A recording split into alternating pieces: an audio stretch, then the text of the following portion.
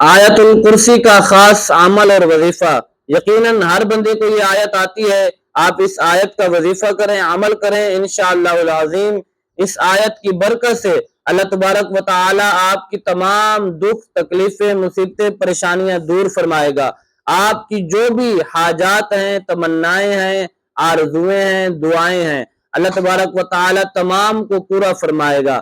آپ نے ہر نماز کے بعد 3 مرتبہ آیت الکرسی کی تلاوت کرنی ہے، اس کے بعد پھر آپ اللہ سے دعا مانگے۔